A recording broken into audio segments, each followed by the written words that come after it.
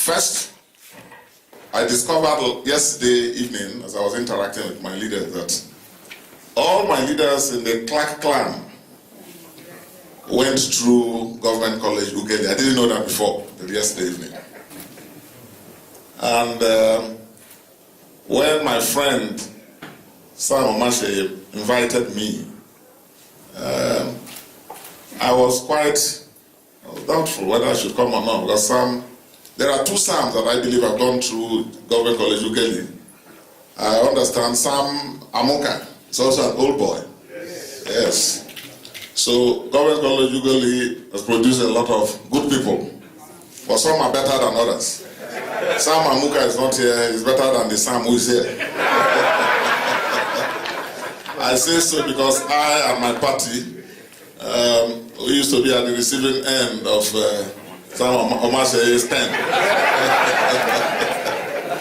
I started reading him, but the more I read him, even when you disagree with what his conclusions and what he says, you can't help admiring his style.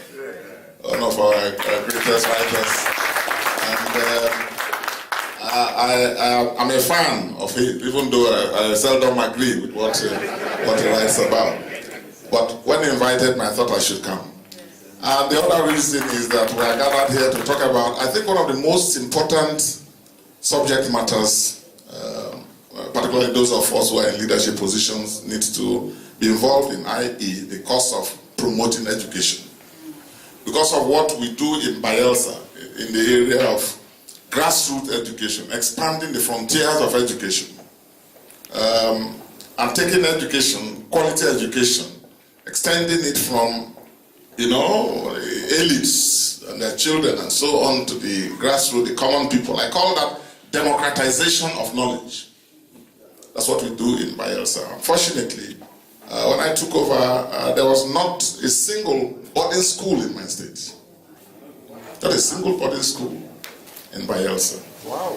And if you're out there wondering why some places have issues of militancy and instability and crisis and criminality and unemployment and the unemployability that fuels that, you just need to look at the state of education and investments in education. I'm sure my colleague, the governor of Borno, when he makes his remarks, will also say a thing or two about the issue of investments in education. I mean, of course, you all know what is happening in that part of our country. But now in Bayelsa, when I became governor, 2012, standing there on the podium at my inaugural, I declared an emergency in education. And a lot of my friends, when I came down and they started talking to me, well, you have destroyed our government even before starting. How can you make that kind of weighty declaration? Where are you going to get the money to fund it? At the inaugural ball in the evening, the dinner, they spoke openly, speaker after speaker. And when it came to my turn to respond, I said, well, for me, it was a question of priority, and it was a question of blocking the leakages and wastages and channeling those resources to fund education. And that's what we've been doing in Bayelsa. Building school after school, such that now in Bayelsa we have almost 15 boarding model schools. And a number of you may have heard about the top one, the flagship secondary boarding school, which we call the John National Academy. The John National Academy has over 1,000 students. And the interesting thing is that all of them are on state government scholarship. We selected the best boys and girls from all the primary schools, irrespective of the background or capacity or pedigree of their parents and so on. We brought all of them to one school, and we've extended it to all the job-speaking areas in the coast, from Ondo to Akwa Ibom. So you have them there. And we brought a British principal also. When I looked at your VBV Powell, it struck me why in this country We've allowed all the good institutions and things that colonial masters started, missionaries came to start, risking all that they had to found all these good schools. And unfortunately, we have allowed all of them, one after the other, to go down. It's only in this country that you can see schools that by now should be iconic institutions like Government College Ughelli.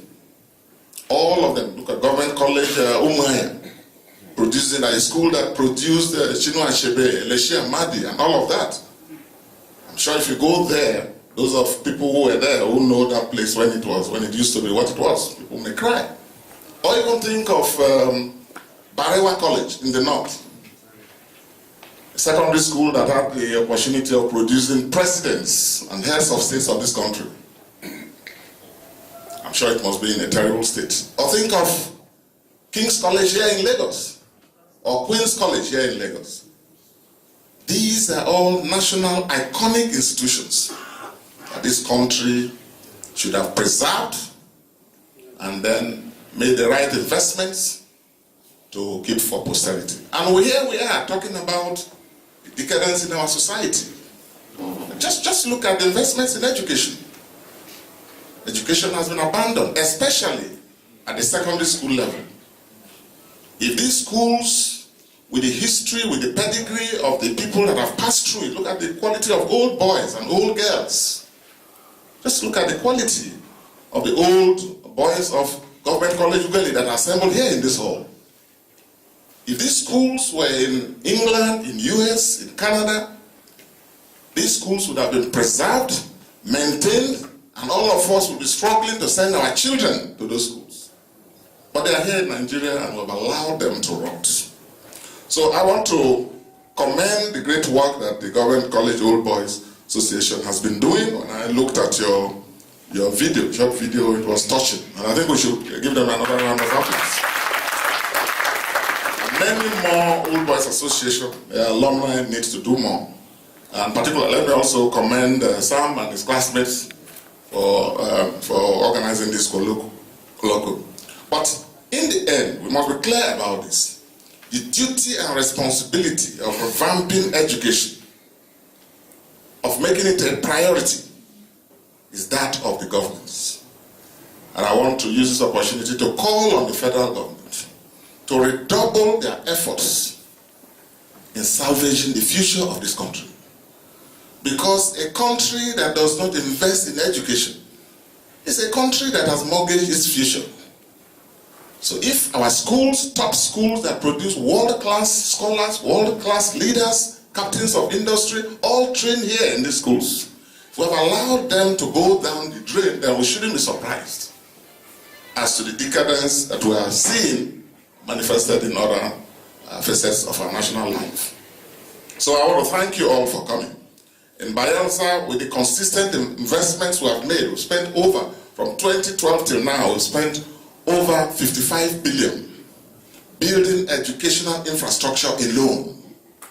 Because we're building over 500 primary schools with teachers' quarters for the first time. And building boarding schools. Apart from having at least one boarding school that has a capacity for 1,000 in every local government area. We've even extended it, as I call it, democratization of knowledge, to every state house constituency having a boarding school. Equal number of boys and girls. But for me, the education of the girl child is actually more important. Allow me to be partial in this one. Because when you have an educated woman, then you are sure that you've assured the future of families and of our society in general. In Bayelsa, what is going on is actually a silent revolution. We have now about 3,000 to 5,000 students benefiting from compulsory government scholarship. They are kept in these boarding schools, fed, maintained, clothed, everything provided for them. But when I tried to get into government college, Ughelli, I wasn't successful. I wasn't happy. I would have been happier coming here as an old boy myself. But I want to thank you all for the great work you are all doing. Thank you for inviting me, and thank you for the audience. Thank you. God bless you. The true picture. When you look at different geographical zones across the country, the north is where I hail from, at the very embarrassing rate of 1,549. And the northwest has 1,025 deaths per 100,000 live births. In Nigeria, every day, 110 pregnant women die. 1 in 30 women. If there are 60 women here, there is the probability that 2 will die in childbirth. But when you look at the high figures in the northwest and the northeast, and compare it with what is prevalent in the southwest, in the southwest, the maternal mortality ratio is 165. What do you attribute this to? We are a federation. Health facilities abound in all parts of the nation. Is it ethnicity? Is it religion? Is it culture? If you are talking of religion, there is a substantial Muslim population in the southwest. And the maternal mortality ratio in Turkey is 17. In Malaysia is 21.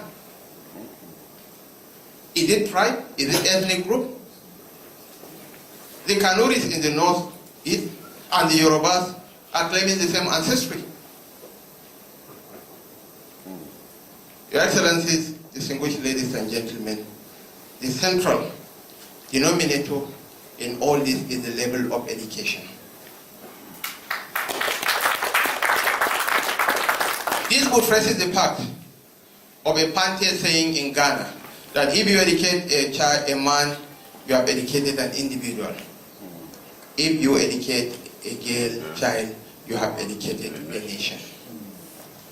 There are empirical evidences showing that a girl that has attained secondary school level of education, even if she comes out with M9, she has 2-to-1 ratio chances of bringing up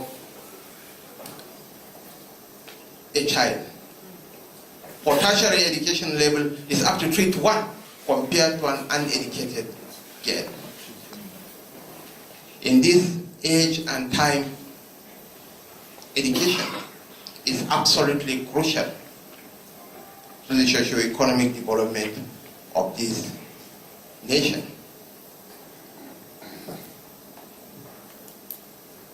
Boko Haram declared war on education. Sadly, the crisis, what happened in Chibok in April 2014, crystallizes that opposition to the concept of Western education in Nigeria. But believe me, there is a devotion, there is renewed hope and commitment towards girl child education in the north of Nigeria.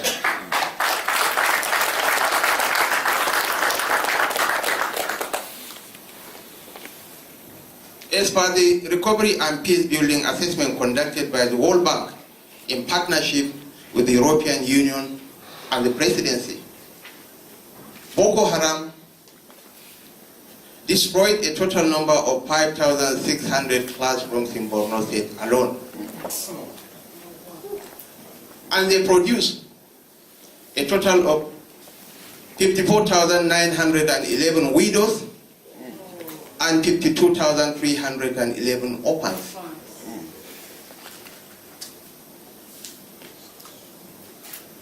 And Your Excellencies, ladies and gentlemen,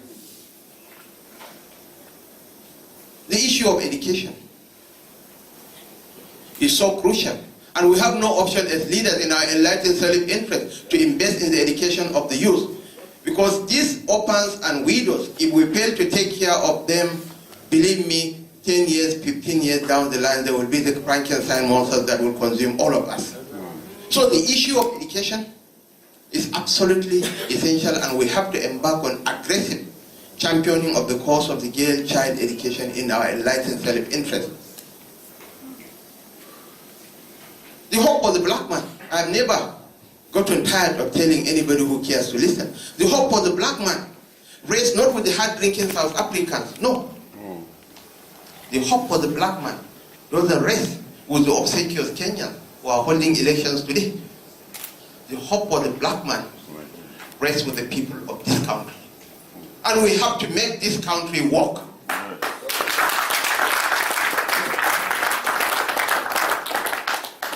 When people are talking of nanotechnology,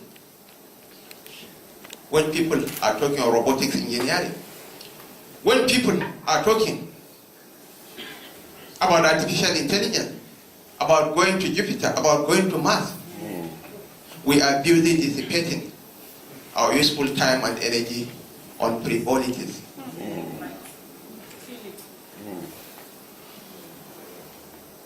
There is no politics greater than the contentment of the masses.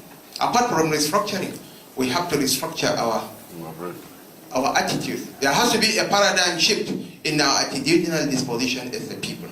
And the most important of it is that we have to improve on the quality of governance. My friend Seriake Dickson said, the first boarding school in Bayelsa was opened in 2012 when he became the governor. Why did all those billions of naira that went into the coffers of the Bayelsa state government went to? These are questions that should agitate our mind. I have to commend him. He is of the PDP stock. I am unapologetically APC. But it goes beyond politics.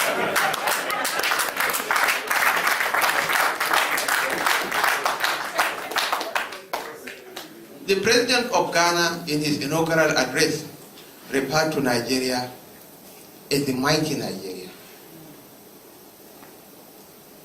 The trajectory of global growth in the next 2 or 3 decades is targeting at Africa, and Nigeria will make or mar that transition.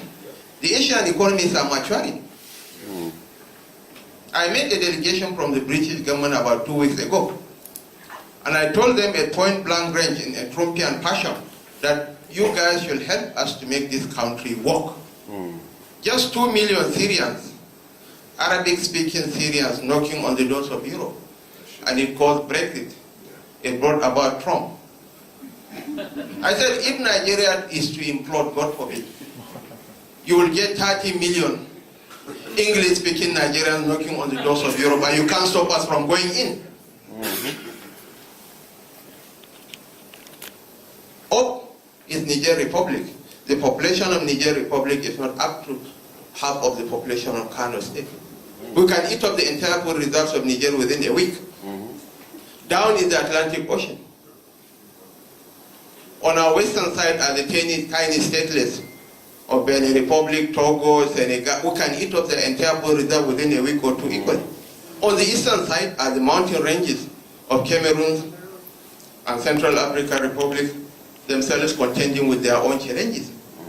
So, for the sake of the black man, for the sake of Africa, we have to make this country work. And it's in our enlightened self-interest as elites. We are all products of the public school system. I am a product of the public school system. I am a first generation graduate of my family.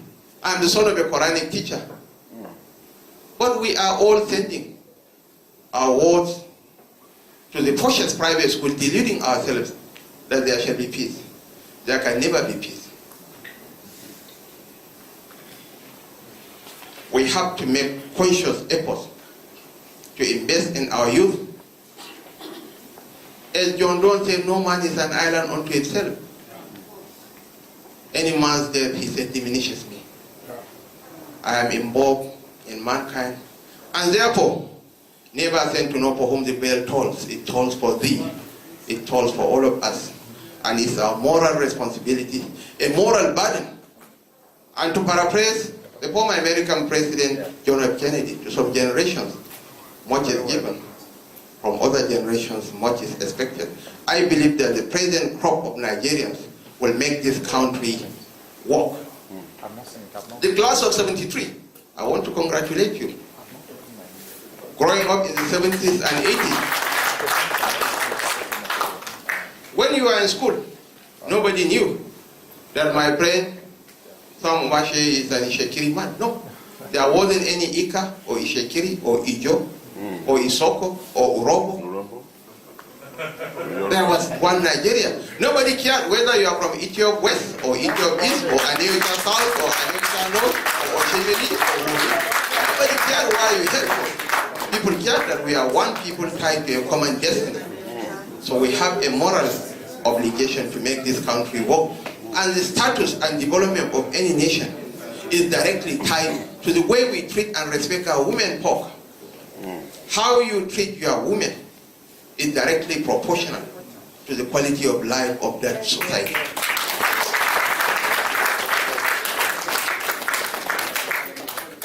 Her Excellency Senator Oluremi Tinubu is sponsoring a whole family from Borno.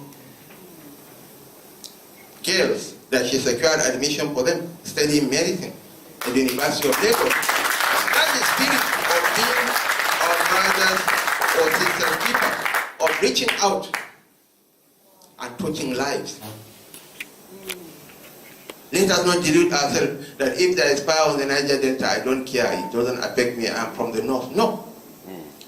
Martin Neomola, the Lutheran priest, said they came for the socialists, and I did not speak because I am not a socialist. He said they came for the trade unionists, and I did not speak because I am not a trade unionist. They came for the Jew, and I did not speak because I was not a Jew. They came for me, and there was no one left to speak for me. We have to stand by each other. We have to support each other, irrespective of differences in political affiliation, religious persuasion, sectional or tribal background.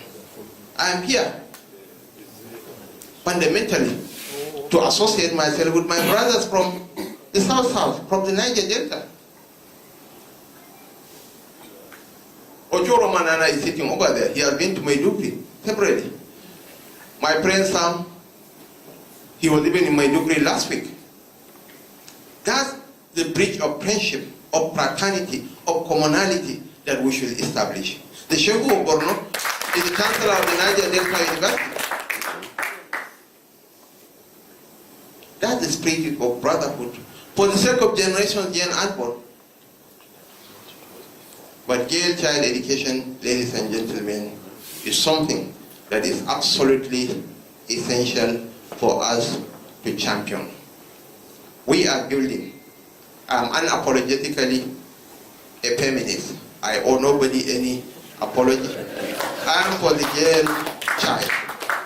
We are building 40 mega schools across the state. A mega school should have a capacity of accommodating between 1,500 to 2,500 students. By 1st January, we are not only going to make education compulsory, it is going to be absolutely free.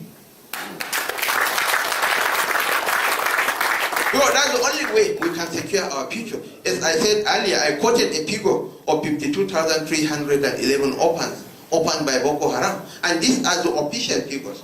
Probably the unofficial figure might number 2 times that rate. So for us, it's all about survival in our enlightened self-interest. If we want to live in that patch of the world that is called northern Nigeria, in fact, the problem is even cascading down here. In our current rate of population growth, Nigeria's population will be 220 by 2020. Our population will be 270 by 2030. And by 2050, Nigeria will emerge as the most populous nation, not only in Africa, the 3rd most populous nation on earth with a population of 440 million. And by the end of the century, Nigeria's population will be the most populous in the world. By 2050, some of us that are diabetic and sick and so may not be around, but our kids and others will be around. By 2050, 50. Let me give you the most frightening aspect of this statistic. By 2050, 70% of Nigerians will live in northern Nigeria. With desertification, deforestation, endemic poverty, pervasive illiteracy. These are the recipe for disaster, and we can make this Boko Haram crisis a child's play. But then the demographic bulge, we can equally turn it into demographic dividends, or they will become demographic disasters that will consume all of us. If you go to the interior of the slums in northern Nigeria, in Kano, in Sokoto, if you go to pay homage to the Sultan of Sokoto, when you are leaving the palace, street urchins will approach you, will ask you, you have given the Seriake his own share, give us our own share. They have pins, small knives with them. You either part with 50,000 naira, or they will scratch your vehicle that will cost you 500,000 naira to fix. And this is an appetizer. A friend of mine, a former managing director of the Federal Mortgage Bank, his wife and driver went into the inner sanctum of Kano City in his Prado Jeep. Some youth came and broke the windscreen of the vehicle. And they told them in Hausa, Kukuna jindari mumuna wahala. That you guys are enjoying, we are suffering. And those guys did not run away. They did not watch. They stood their ground. It's my friend's wife and driver that scampered away for safety. And we will soon reach the boiling point. I am from Maiduguri. I was born, bred, battered, and toasted right in the heart of Maiduguri. Growing up in the 70s and 80s, anytime Alhaji Maideribe, then acknowledged as the richest man in Maiduguri, anytime he comes, he brings in a new car. His house used to be a pilgrimage point. People going to see the new Infiniti, the new Mercedes-Benz that Alhaji Maideribe brought in from abroad. But now, when they see us driving our flashy jeeps, anger and contempt is palpably glaring in the faces of the masses. And very soon, it will reach the boiling point.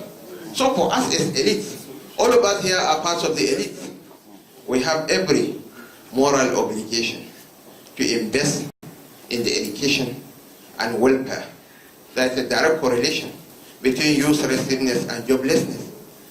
Once we create jobs, once we engage the youth, once we provide a foothold in the workstation of the 21st century for our youth, the restlessness in the Niger Delta will disappear. And mind you, why do we have to wait for the D-Day to come? Oil, our much coveted oil, will become what coal is to Newcastle in the next 20 to 30 years. Renault will stop producing fossil fuel powered cars by 2019. Britain has given herself a target of 2030. So many nations. China is mass producing electric vehicles. Very soon, oil will be what coal is to Newcastle. But we have gas. We have tremendous gas from the Lake Chad Basin to the Niger Delta to the Bida Basin. We can harness those gas for the betterment of our people. So in Nigeria, the quality of leadership counts. I want to identify with Governor Seriake Dickson. We have to improve on the quality of governance in our enlightened self-interest as leaders. In years gone by, people can steal money and take it to Europe or America.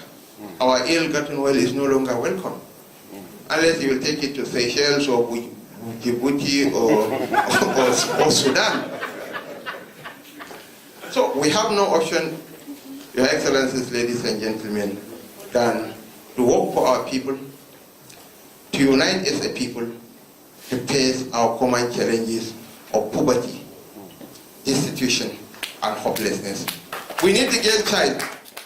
She is the mother of future mothers, the mother of future fathers, the nourisher of the child, the molder of characters, and the springhead of the next president.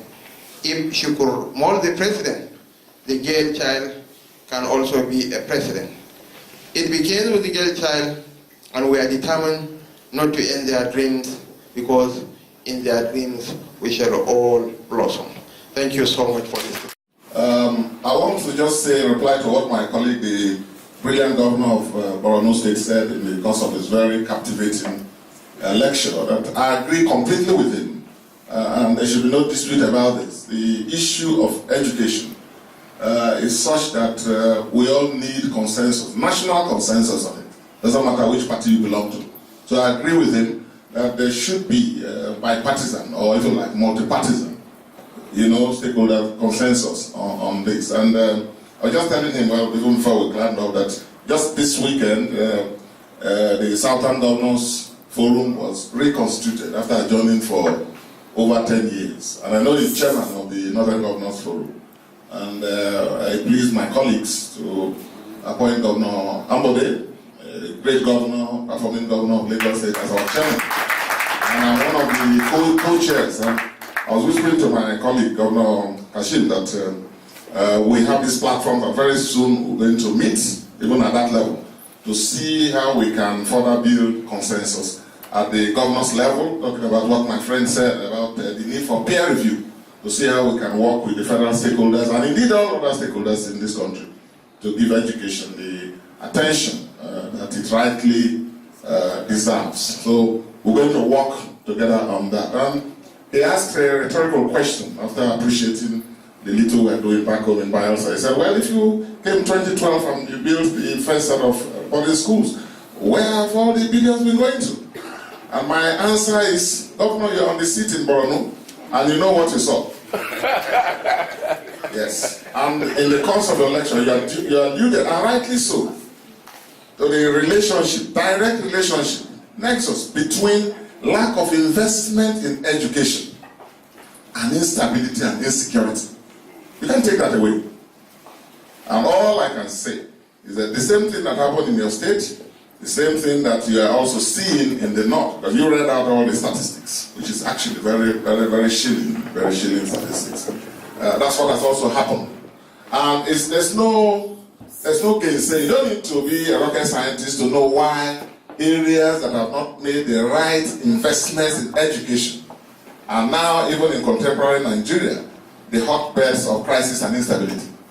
You come from Borno, with all that you're going through in the northeast, and I from the Niger Delta, what we're managing. So there's a direct relationship between consistent investments in education and the absence or lack of it, of stability and security.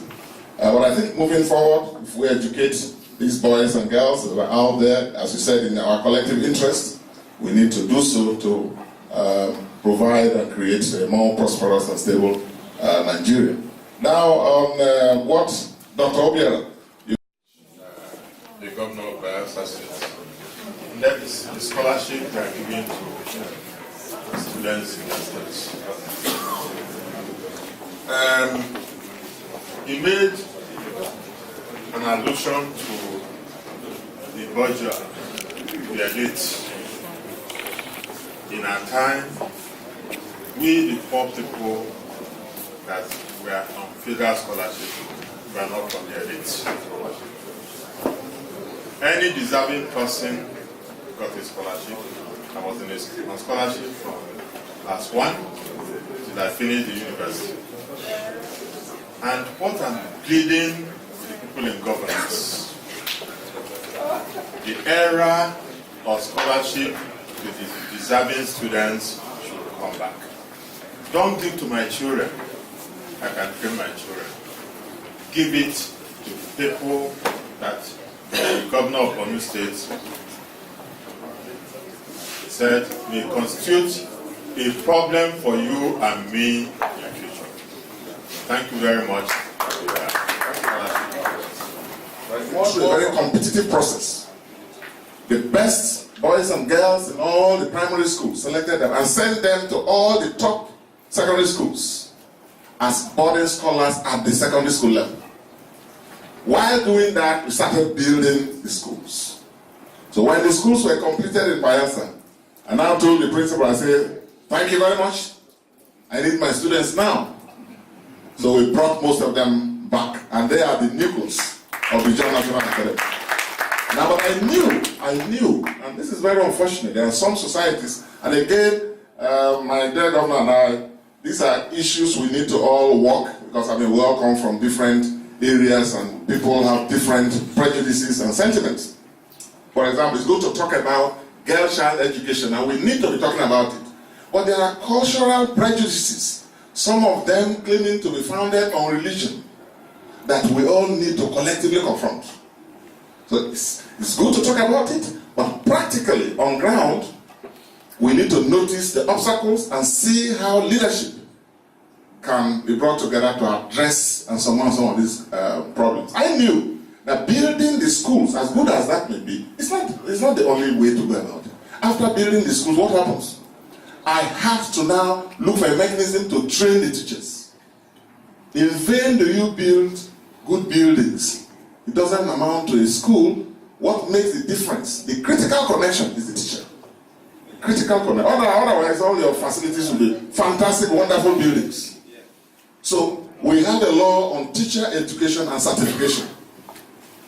Now, I knew that the boarding schools, a lot of people will not have access to them. That's why I talk of democratization of education.